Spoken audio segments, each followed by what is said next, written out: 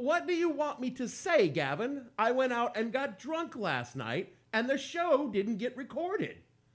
It shouldn't surprise anyone. It happens. A lot. Ass. The following podcast contains bad words. Words he learned from you. The point is, he said a bad word. Where'd a nice little boy like you learn such a bad word like that, huh? My slutty alter ego that said a bad word in school. explicit language.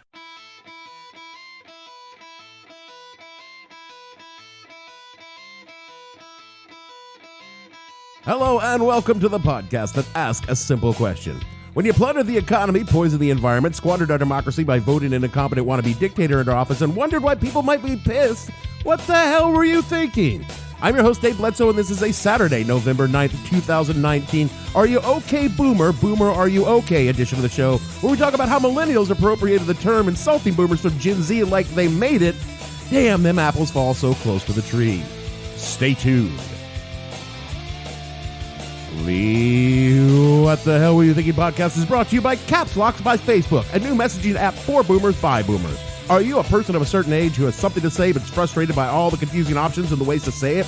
Are you tired of all the truth and reality being pushed at you by these young snowflakes? Are you yearning for an echo chamber that reaffirms how right you are and how wrong everyone else is? Caps Locks by Facebook is here to answer all your needs. In a simple, easy-to-read, extra-large interface with only 2 buttons and a large selection of right-wing memes, Caps Locks by Facebook will automatically post all your opinions on young people directly into all their social media feeds without you needing to be on any of those confusing phone things. And with Caps Locks by Facebook, you will automatically be in all caps, because when you say it in Caps Locks, people have to listen.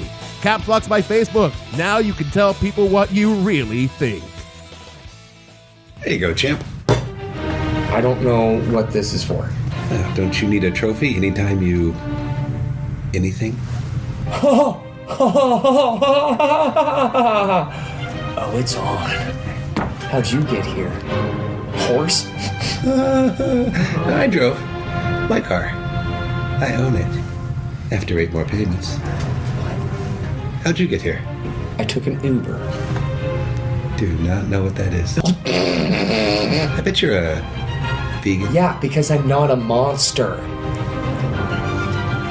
Your generation is afraid of black people. Your generation thinks you are black people. Oh, word.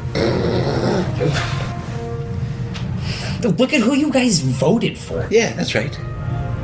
I voted. Touche. This is the only way you'll ever own a house. Learning how to text is the only way you'll ever communicate with your son.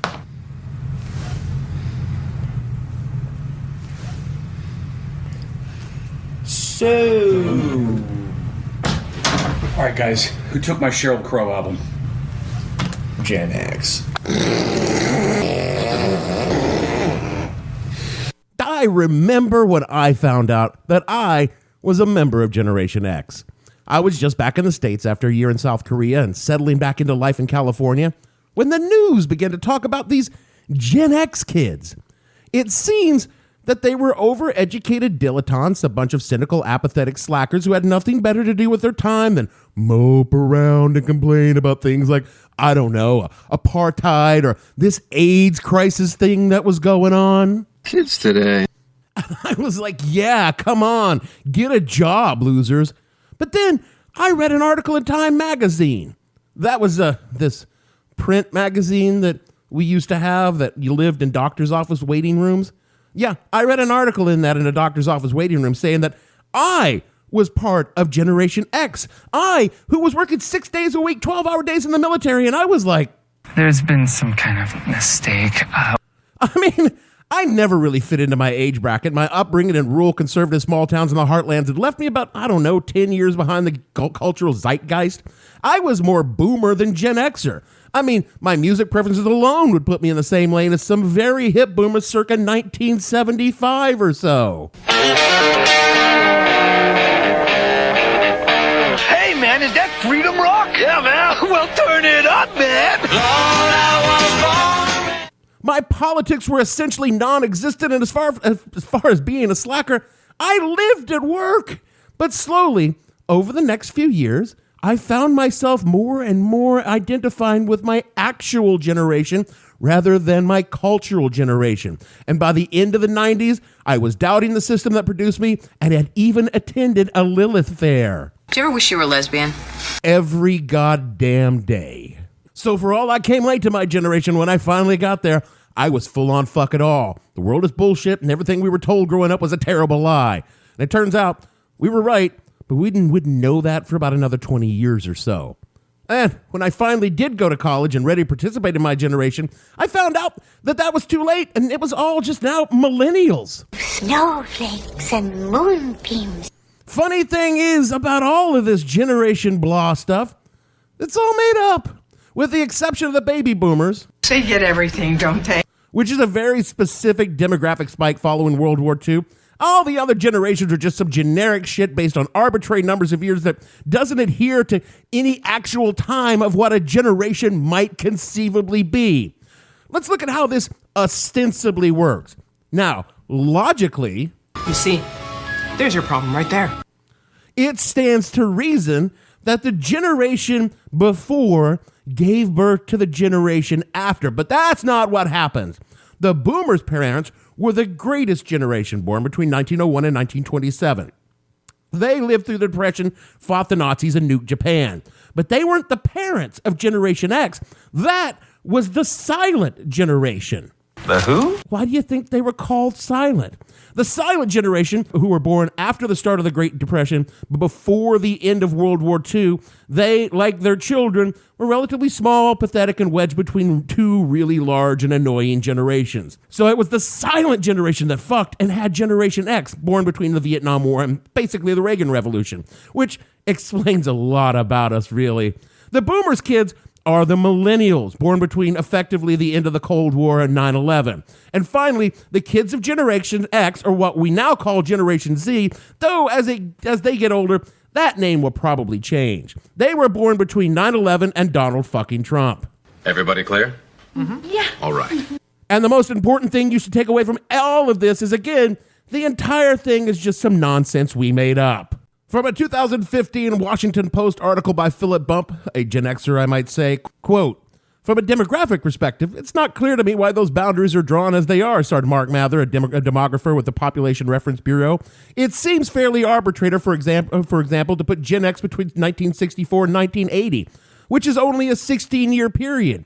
It doesn't even span what most people would consider a generation, unless you think that most children are born to high school sophomores. A lot of demographers will tell you that we like to work with cohorts as opposed to generations," he explained. "We're always looking for demographic patterns, marriage, fertility, family formation, those kind of things. The baby boomers were themselves a cohort, a group that shared a certain set of demographic characteristics. Generation X doesn't.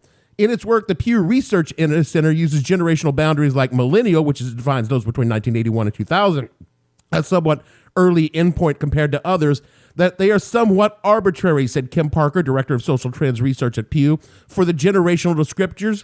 But generations as a concept can be a worthwhile tool for storytelling, taking a lot of data and trying to put it into an interesting prism that speaks to people," unquote.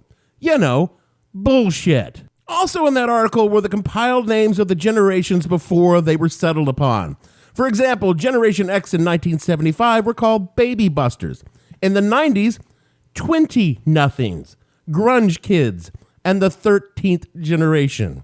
Millennials were Gen X2, Gen Y, Echo Boomers, Digital Natives, Net Generations, Nexter, the Trophy Kids, and Gen Z has gone through, so far, iGen, Multi-Gen, and Homeland Generation. Homeland Generation, by the way, is one that came out of the White House in 2014, so, Thanks a lot, Obama. None of this even factors in the differing years used to mark the beginning and endings of the generations, which vary wildly depending on who's doing the calculating. I mean, if they can't even get the years right, how the fuck do they know anything about what a given generation thinks or does? They don't. I'm going to read you the nut graph of an article, and you could try and figure out what generation I'm talking about from the context. Quote, "They have trouble making decisions. They would rather hike in the Himalayas than climb a corporate ladder. They have few heroes, no anthems, no style to call their own. They crave entertainment, but their attention span is as short as the zap of a dial on a TV. They hate yuppies, hippies, and druggies. They postpone marriage because they dread divorce. They sneer at Range Rovers, Rolexes, and red suspenders. What they hold dear are family life, local activism, national parks, penny loafers, and mountain bikes. They possess only a hazy sense of their own identity, but a monumental preoccupation with all the problems the preceding generation will leave for them to fix, unquote. If you paid close attention, there are 6 words in that gave away that generation. One zap of a TV dial. This came from a July 1990 Time magazine article about Generation X. Go read this article. It's in the show notes just for some deja vu shit set about Gen X that applies equally to millennials and Gen Z. The entire idea of categorizing a large group of diverse people based solely on the years they were born is scientifically... This is insane, isn't it? I know, it's fucking absurd. Take the same set of cultural factors, general economic conditions, and political influences and technological innovations and apply them to 1 million people born in the same year, and yeah, you'll find certain similarities, but you'll also find vast differences, so stop trying to use this method to categorize people. That being said, it is still totally okay to shit on baby boomers. Oh, whew, I was really scared there for a second. Because right now there is an intergenerational war going on out there, man. It's baby boomers versus, well, everybody, really. Generation X has always had our beef with the boomers. They comprised everything we hated about adulthood in the 90s. The millennials have always pushed against their parental generations, and the boomers pushed back hard. When the two groups are so similar, I guess that's kind of natural.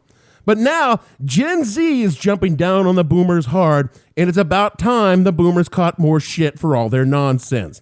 I'm not suggesting you should beat the shit out of some random old person or anything, because not all boomers are, boomers. And the reason I spent the first half of the show breaking down the nonsense of generational similarities is to tell you that boomer, the singular of baby boomers, is not a generation or an age. It's a worldview. Man, that was like deep. Yeah, isn't it? And it's a deeply selfish, narcissistic, whining, and tunnel vision worldview. At least it's an ethos. The most recent spate of intergenerational conflict stems out of a cheeky Gen Z epithet that caught traction on a social media platform called TikTok, which, if you're not Generation Z, you might be vaguely aware of if you're a millennial, and definitely frightened of if you're any older. I don't know who that is, and I don't care to find out. The youngs are apparently getting a chuckle out of taking some wildly self-entitled piece of stupidity and espoused by a certain kind of baby boomer and replying with the curt and cutting, "Okay, boomer." And boy, is this made boomers mad. You should show some respect. Which, of course, only earns another smirking reply of "Okay, boomer." From a Tuesday article in the Washington Post, quote, "The New York Times and NBC last week picked up the trend of the high school halls and teens' TikTok accounts and deposited in the national news. The Gen Z-generated phrase, okay, boomer, has turned into an epithet rallying the country's young against their forebears in collective mockery. What's important isn't that the kids are fighting back, it's that the kids are fighting back without really fighting at all. Okay, boomer indicts not an argument and not an individual, but an entire generation or an entire generation's attitude. And it does it with 2 words dripping with dismissal. The Gen Z progenitors of this insolent slogan say they use it because they are inheriting a collapsing climate, an unequal economy, and endless battles overseas that they didn't start. They're saying a lot with very little, and by saying very little, they end up saying even more. Okay, boomer sends the message that the grown-ups have screwed up so badly and they're veering so speedily into irrelevance that convincing them of anything is a waste of keyboard characters, unquote. Now look, I'm not saying the baby boom has been all bad. They did stand up for an unjust war that was taking countless lives for no reason that they personally didn't want to be troubled by having to go fight in themselves. That's not really my scene, man. They tore down centuries of sexual repression and timidity with their concept of free love, which wasn't really so much about the acceptance of all forms of sexuality as it was an excuse for men to get to fuck all the women they wanted. And then when the women said that they might like to embrace sexual positivity, they turned around and called them fucking whore. When you really take it down and take a look at the accomplishments of the great boomer generation, you start to see more and more that they weren't making all these great strides for the advancement of humanity. They were doing it for themselves. And what's worse, They love to take credit for all the shit that happened when they were growing up, like they did it. Boomers didn't go to the moon. That was the silent generation. 11 of the 12 Apollo astronauts were silent, but boomers love to ride that coattails. I've had boomers tell me that their generation went to the moon. This, please. You didn't fucking go anywhere except to your fucking living room to watch that shit on TV. And the boomers love to tell you about how they stood up for civil rights. You know who did all the fucking real work for civil rights? The silent generation, not the boomers. From a 1999 article in the Chicago Tribune, quote, but in the late 1950s and early 1960s, the silents began finding their generational voice and hitting their stride. They became hip. When the boomers turned on their radio, they heard the pioneering rock of music of Elvis Presley, Barry, Roy Orbison, Buddy Holly, Little Richard. And when King, Andrew Young, future Congressman John Lewis, Julian Bond, and the young Jesse Jacksons, all silenced, railed against racial injustice, the background music was provided by Joan Baez, Peter, Paul and Mary, Judy Collins, Phil Oakes, and Bob Dylan. No generation had a better sense of humor. Cosby, Woody Allen. All right, guys, maybe not the best example, but again, it was 1999. The Smothers Brothers, Richard Pryor, Bob Newhart, Dick Gregory, Mike Nichols, Elaine May. GI parents and boomer kids had marveled together at the athletic exploits of Ali, Mickey Mantle, Willie Mays, Jim Brown, Johnny Unitas, Bill Russell, Wilt Chamberlain, Wilma Rudolph, and Jack Nicklaus. And when the sexually adventurous boomers wanted to pursue a more amorous path, a roadmap was provided by Hugh Hefner, another silent, unquote. I am the child of the 80s, the boomer decade. They were coming into the height of their cultural and economic dominance. And as much as I loved the 1980s and love them today, it's actually really sad. They set the stage for everything that is wrong with America today. That shit's on the boomers. You see, boomers are essentially one big trust fund kid. They inherited the richest, most powerful economy on earth, and they ran it into the ground in about a decade. And they did it the same way a spoiled rich kid squanders the family inheritance on pointless, glittery shit that was clearly never going to work, but it would make them happy for a short time. Fucking Reaganomics was pure and simple short-term benefit at the cost of future generations' ability to earn a living. Not only did they inherit everything their parents gave them, they looted what the family had put aside for the kids of the boomers. They basically threw a wild and raging party all the way through to the end of the 1990s, then left the place trash and expected someone else to clean it up. Oh, and you know what? Could you guys take care of us? Because now we're getting older and we're going to need someone to wipe our asses for us. And look, my generation, the Xers, we're not blameless here. After all, we got to attend the tail end of that party, and it was fucking wild. This party is awesome. The music was bumping. There were lots of good drugs. People were fucking in the upstairs bedrooms, and the liquor cabinets were stocked and unlocked. The last fucking 5 years of the 1990s were amazing. So yeah, we got in on it. But Generation X was always the kids from the first marriage. You know, before dad got that big promotion at the fucking cracker factory and started making real money. Well, we never wanted for anything, but it sure seemed dad loved his kids with his second wife, Sheila, just a little bit more than he loved us. So we sulked and dressed in our grungy clothes and listened to depressing music and wrote volumes of banal poetry in our journals when we ought to have been stepping up and getting involved in policy and politics from the get-go.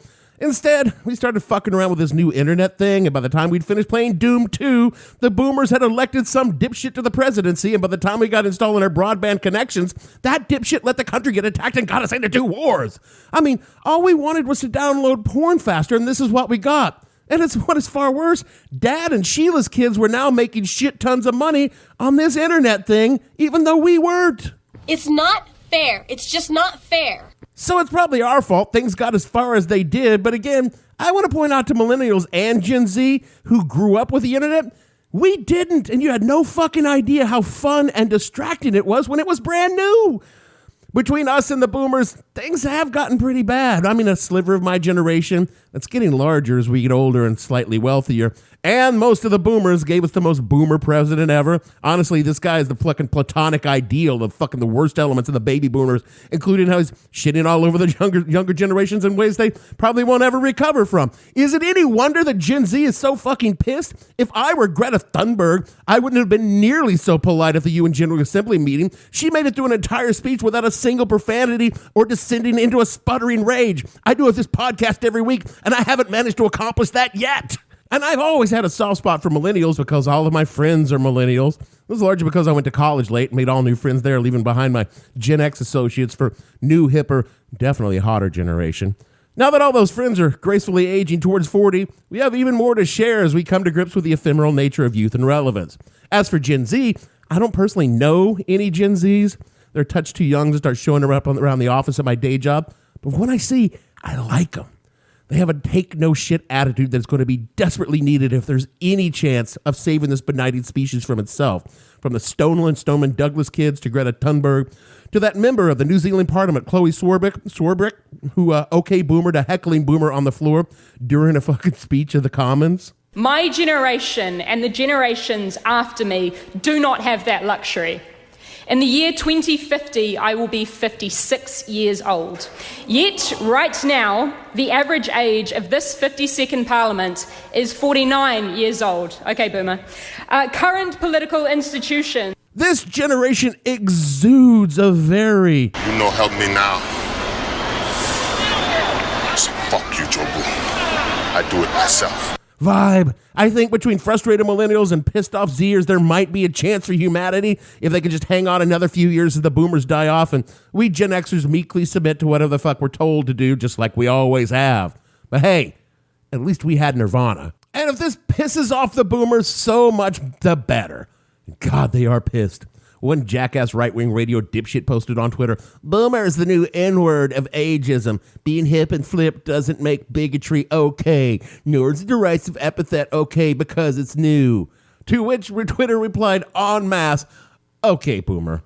If I were a boomer, or hell, this actually applies to my fellow Gen Xers, I might want to start making nice with the youngs because when things start to get bad, they've got very little impetus to keep us around, a mouths to feed that are too old and feeble to do anything useful and has pissed them off. There's an old debunked racist legend about the Inuit.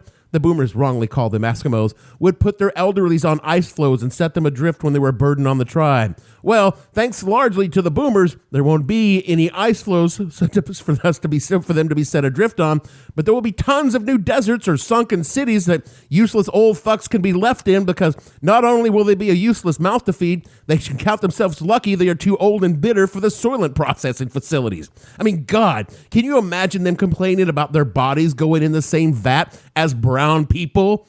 And all in all, it's best for the boomers just to sit out meme fights with Gen Z. You're bringing a butter knife to a nuclear exchange, and honestly, we've seen your memes. So much glitter, so many glitters, so many bald eagles, so little common sense. So maybe just shut the fuck up and let them have this one, okay? After all, you've got all the money. Hey, she got all the memes. It seems only fair. Support for this podcast comes from Qualcomm Incorporated.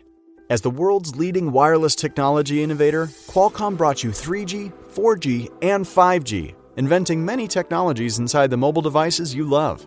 Get an inside look at 5G, a technology that can allow nearly everything and everyone to communicate and interact seamlessly on the Qualcomm Podcast. Dig into the inventions and opportunity of 5G and get a behind-the-scenes look at the future of wireless. I think it's a privilege, a company like Qualcomm, that we work in telecom, we work in communications, and not only through this pandemic, which is a very difficult situation, but through our history, we have seen how much the technology we work on can actually change society and help. If you love technology, you'll love the Qualcomm Podcast. Listen to the Qualcomm Podcast on Apple Podcasts, Google Play, Spotify, or SoundCloud. Well, that is it for our show this week. Sorry about missing last night, folks. I usually try to get these out on Fridays, but I had a friend in town and we went out and got drunk because it's important to have friends. And speaking of friends, I'm not friends with this whole idea that we're chewing up the last couple of months of 2018 like a gristly piece of meat. We just finished the off-year elections. Hey, good job, Kentucky. Good job, Virginia. And now we're heading headlong into the holidays and all the shit that goes with it. Meaning, yeah, we're going to have to talk to our families again. Sorry about that. So our Patreon extras this month for the Pod Pals Club at patreon.com/whatthehellpodcast. We be all about how to talk to your MAGA relatives without getting into a fight.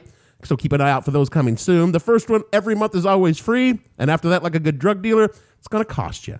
I mean, it's like $1, so, it's not a lot. Rate and review the show wherever you find your pods. It helps others come and listen to us be mean to boomers, but that's okay because boomers never listen to podcasts. I was a little worried last week that my mom had somehow figured out how to listen to an episode. Turns out it was just me making fun of Mr. Rogers in a social media post that got her upset. Follow the show on Twitter, @thehell_podcast, and on TikTok. Yeah, I'm shitting you. I'm not on TikTok. It frightens me. There are cool bits at whatthehellpodcast.com, so check that out. And now for me, Dave, 20-0 Bledsoe, producer Millennial Snowflake Gavin, and all the fictional Gen Zers on this show, we want to say this is not a good song, but nevertheless, this was the song that started OK Boomer, and we kind of like it. We'll see you all next week.